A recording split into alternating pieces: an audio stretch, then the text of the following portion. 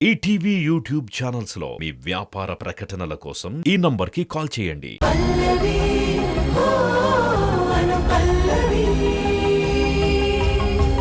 మా చరణ్ ని family sentiment తో బ్లాక్ మెయిల్ చేసి ఈ పెళ్లి జరిపించావు.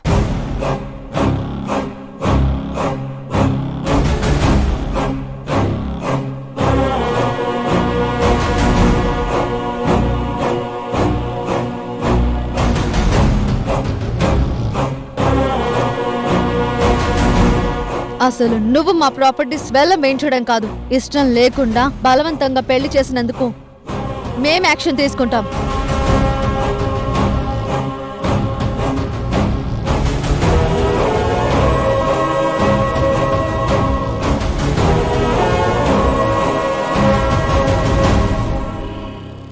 ఏం యాక్షన్ తీసుకుంటారు? ఈ పెళ్లి అసలు పెళ్లే కాదు.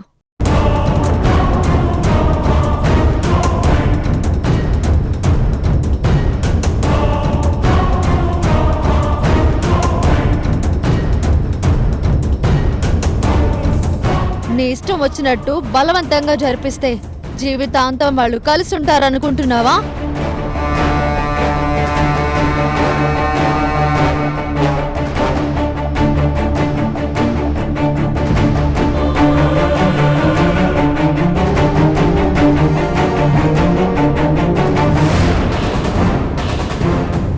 అమ్మా మ్యాగీ, అన్నీ మాట్లాడి పరిష్కరించుకుందాం. ఒకటే పరిష్కారం, ఒకటే పరిష్కారం, ఒకటే పరిష్కారం. ఇష్టం లేకుండా కట్టిన తాళి పల్లవి మెడలో ఉండకూడదు, పల్లవి మెడలో ఉండకూడదు, పల్లవి మెడలో ఉండకూడదు, పల్లవి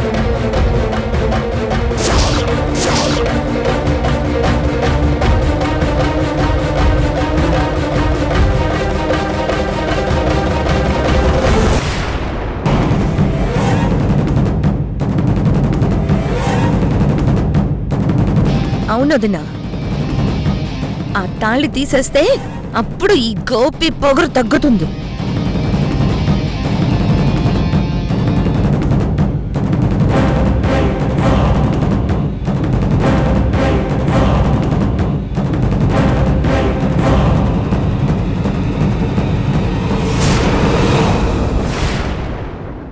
ఏయ్, నువ్వెవరే చెప్పడానికి?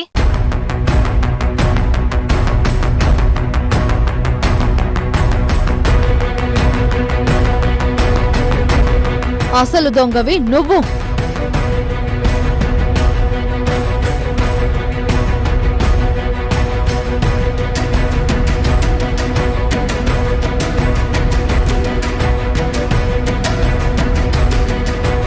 నీ అక్క ప్రేమ కోసం చరణ్ కి సమాధానం చెప్పకుండా పెళ్లి జరిపించావు.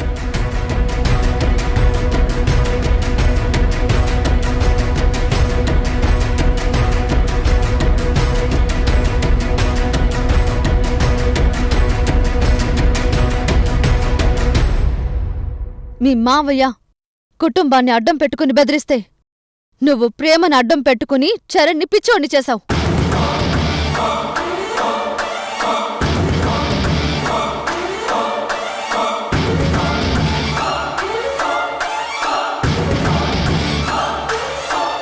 ఎవరూ ఎవరిని పిచ్చోళ్ళని చేయలేదు.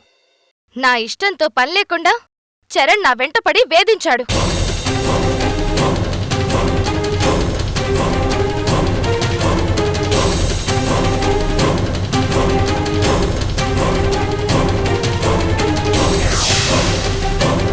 నువ్వు నిజమెందుకు చెప్పలేదు?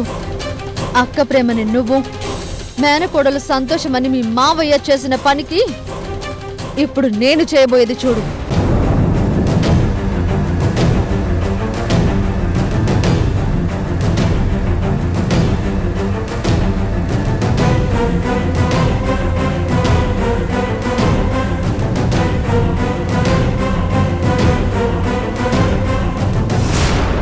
మర్యాదగా తాళి తీసిస్తావా?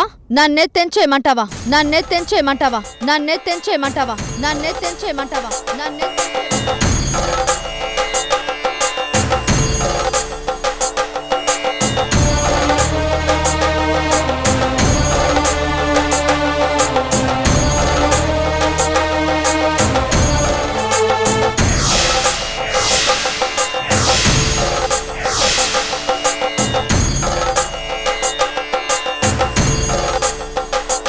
వదినా, తాళి తెంచడం ఎందుకు?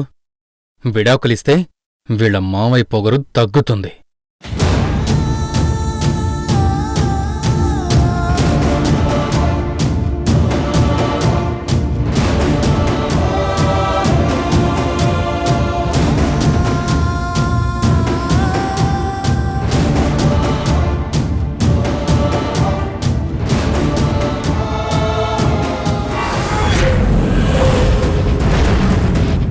అసలు ఇదంతా మీ నుంచే మొదలైన సమస్యే కదా.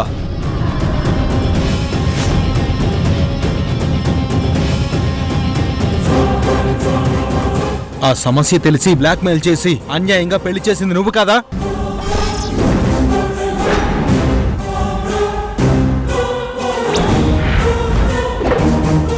నిశ్చితార్థం రోజు నుంచి నిజం చెప్పాలని చూస్తుంటే ఈ అనుషే ప్రేమ పేరుతో ఆపుతూ వచ్చింది.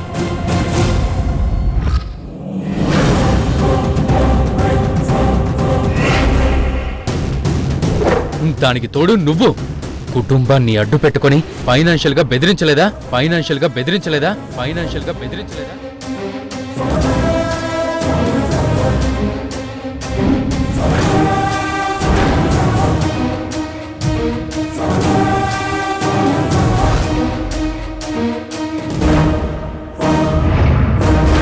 అసలు తెలిసి తెలియక చేసిన తప్పుల్ని సరిచేయకుండా నా తమ్ముణ్ణి బెదిరించి ఇంకా పెద్ద తప్పు చేశావు.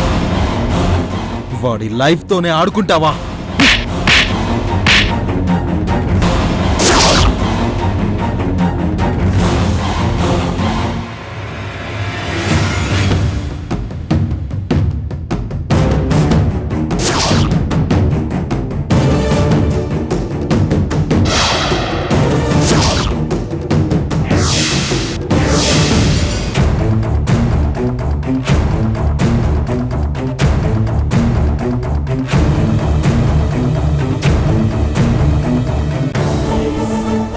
ప్రేమించిన విషయం చెప్పకుండా దీనికంతటికీ కారణమైన నీ తమ్ముడిని వదిలేసి నా కొడుకుని కొడతావా? హు!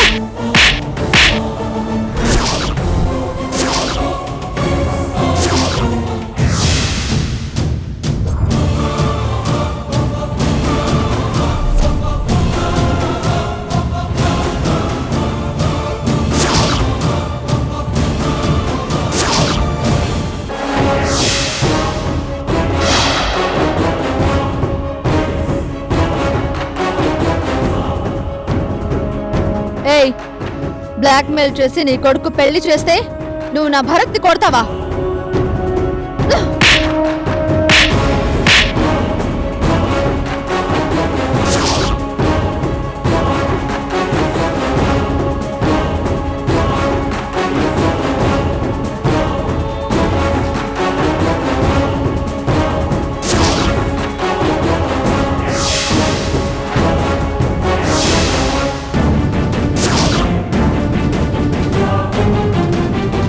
ఏయ్, నువ్వు మనిషివా పశువా? ఏమీ తెలియని మా అమ్మమ్మని కొడతావా?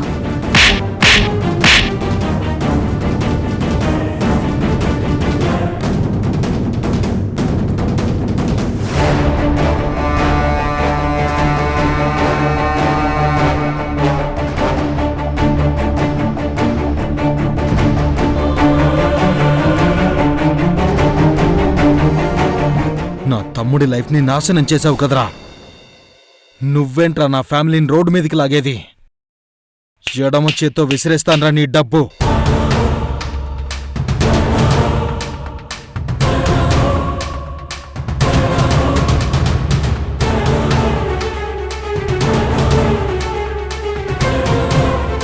మరి నా దగ్గరికి వచ్చి ఎందుకు చేచాపావురా?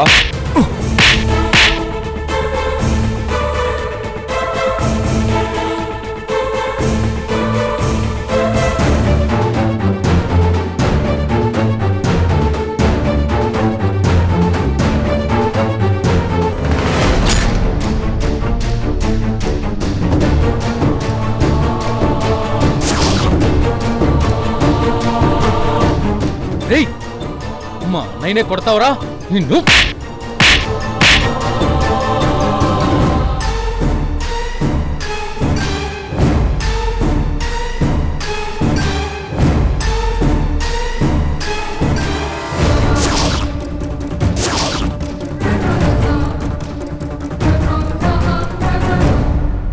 మా మామయ్య మీద చేయి చేసుకుంటావా?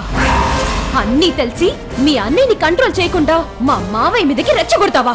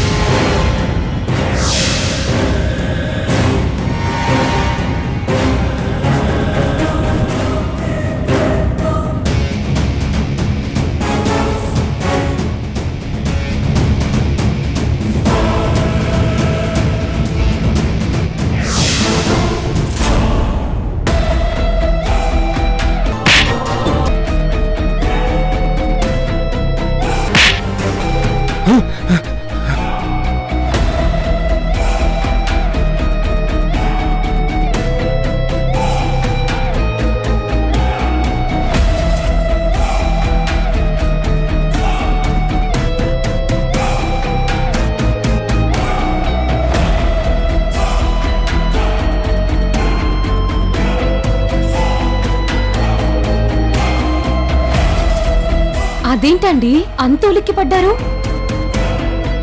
ఏంటండి పీడకలొచ్చిందా? ఇంచుమించు అలాంటిదే. మన ఫస్ట్ నైట్ లాగా. ఏంటండి జ్వరం వచ్చిందా? పల్లవి, నాకు ఇక్కడ కంఫర్ట్గా లేదు. మార్నింగ్ మనం మన ఇంటికి వెళ్ళిపోదాం ప్లీజ్. నా కోసం ఏదో ఒక కారణం చెప్పు ప్లీజ్. అదేంటండి మీకు కంఫర్ట్ గా లేనప్పుడు మనం వెళ్ళిపోదాం. అదెంత పని, నేను చూసుకుంటాను.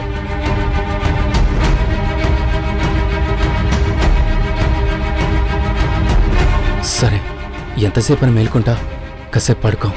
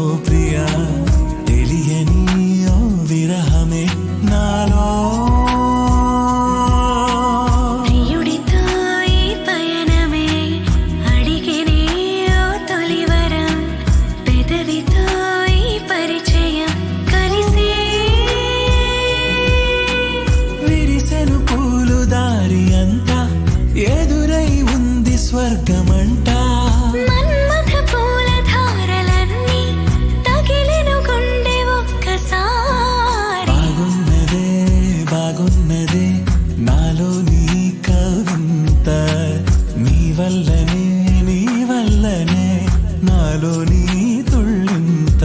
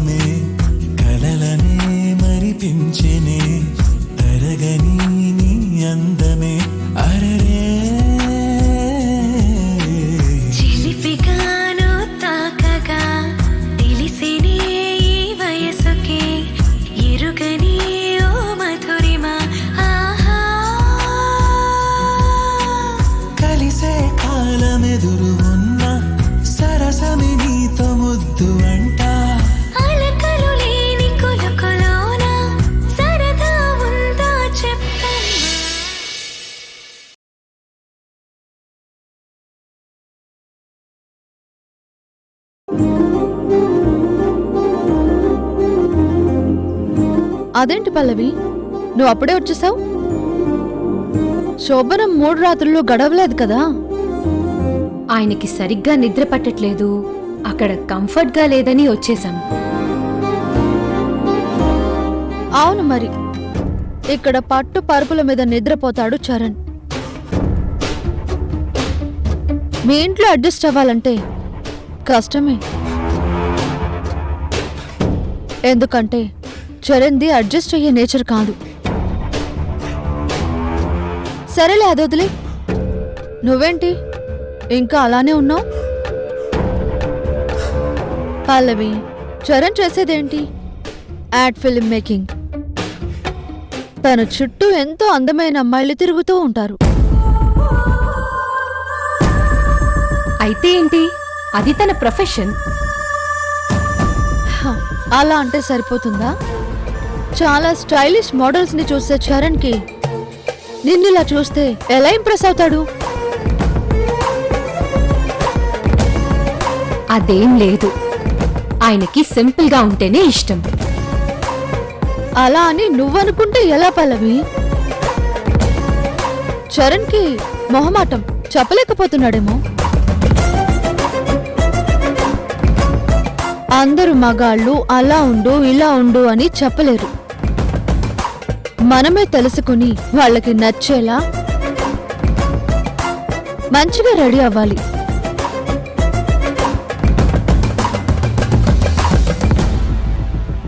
అందుకే మోడ్రన్ గా రెడీ అవ్వు పల్లవి. హస్బెండ్ కి వైఫ్ ఎప్పుడు ఒకేలా కనిపిస్తూ బోర్ కొట్టకూడదు.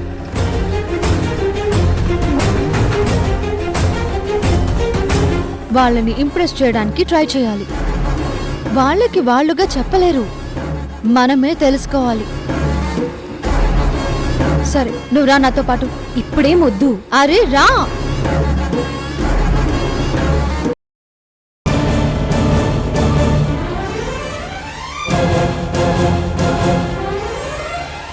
వదినా వదినా వదినా వదినా